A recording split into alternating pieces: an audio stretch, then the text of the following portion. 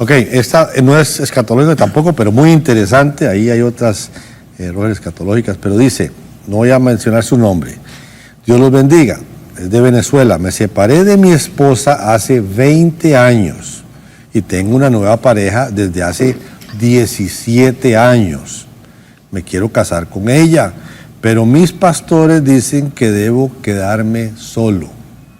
Si fueran de su iglesia, Pastor Armando, ¿usted le daría el mismo consejo?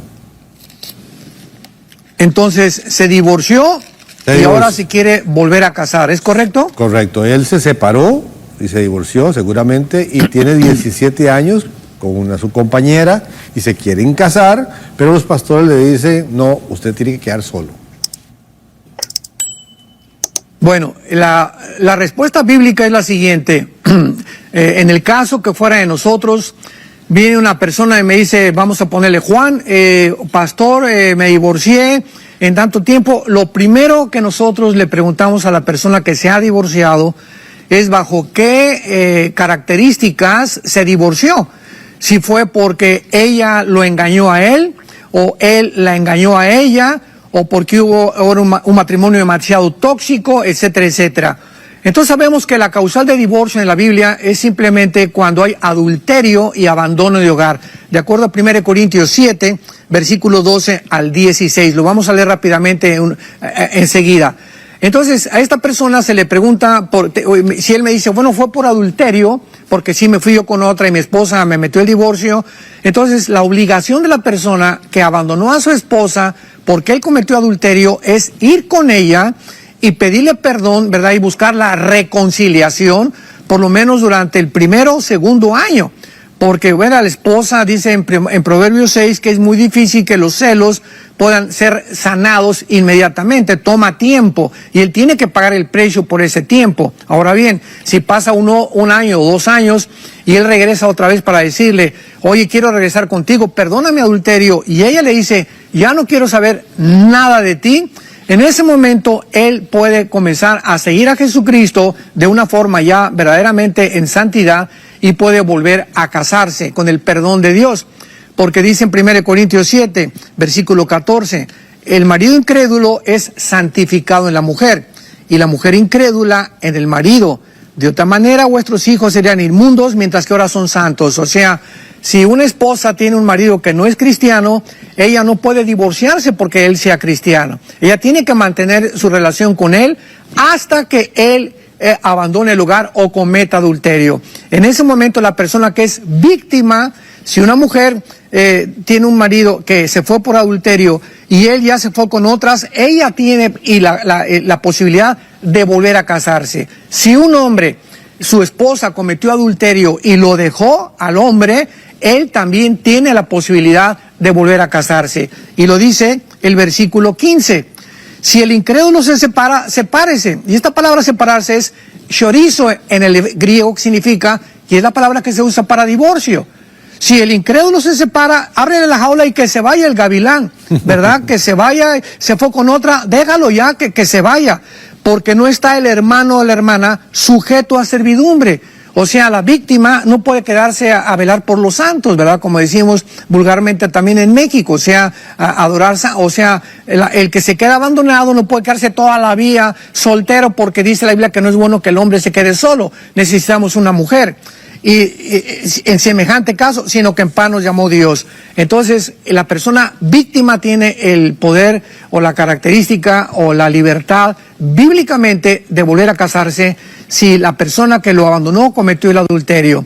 Pero esta persona que comete adulterio y se quiere casar con otra muchacha, hay que revisar como pastores en qué condiciones se divorció de la primera esposa, en qué condiciones la abandonó y si ya ha tratado de reparar el problema que tuvo con la primera esposa. Bueno, porque si no, ¿verdad? Pues se va a seguir casando 2 o 3 veces más en el futuro. Bueno, pero aquí está bien. Entiendo. No sé si fue claro. Sí, sí, muy claro. Pero, ok, lo que no es claro es la situación de esta pareja. Lo que sí es claro es que tiene 17 años con una nueva persona y no sabemos si tiene hijos. Digamos que tienen hijos. Muy fuerte la luz. Digamos que tienen hijos, Pastor Armando. Si tienen hijos, en esos 17 años, el tratamiento debía ser diferente o igualmente, o sea, ¿qué hacer? 17 años con la nueva persona. Sí, o sea, en ese caso, ¿verdad? Ya cuando hay hijos de por medio, de todas maneras, él necesita arrepentirse de su pecado pasado, porque dice la Biblia, tus pecados te alcanzarán.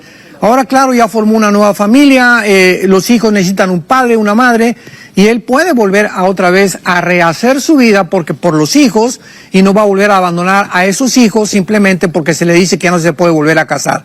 ¿Verdad? Eso es un error muy grave pastoral. Están llegando algunas preguntas también directamente aquí, bueno, de Perú. Muy interesante esta, dice, no es escatológica.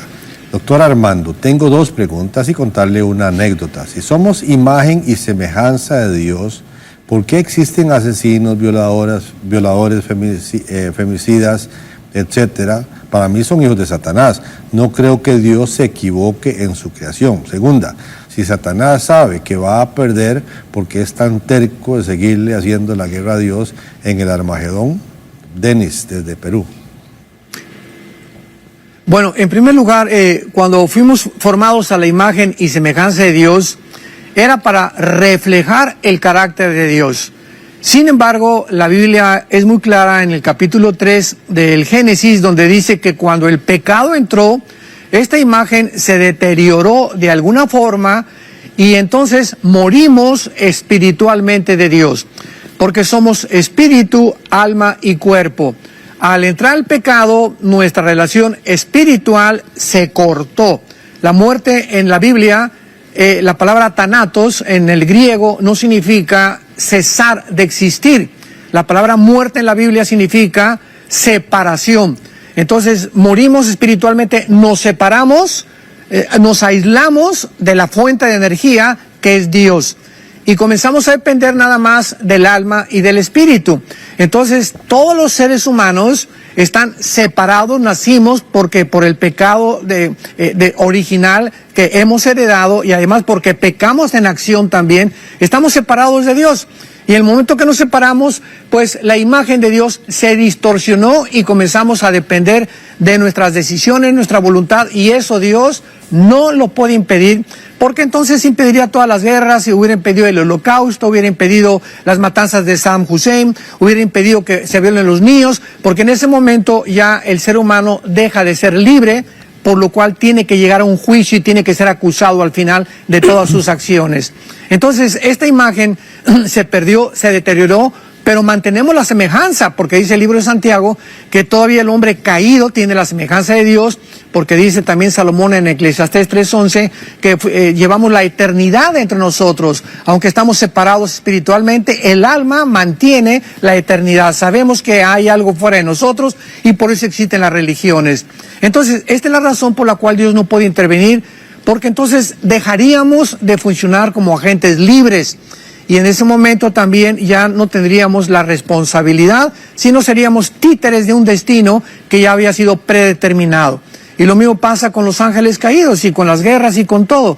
Dios sabe todo el futuro, pero ¿por qué lo sabe? Porque Él es omnisciente, pero al mismo tiempo lo sabe que esas personas que están actuando, antes de que ellas actuaron, sabían cómo iban a actuar, pero tenían que actuar de esa manera para que Él pudiera tener una base para el juicio final. La segunda pregunta que hacía era ¿por qué Satanás es tan terco y sigue necio con lo de Armagedón?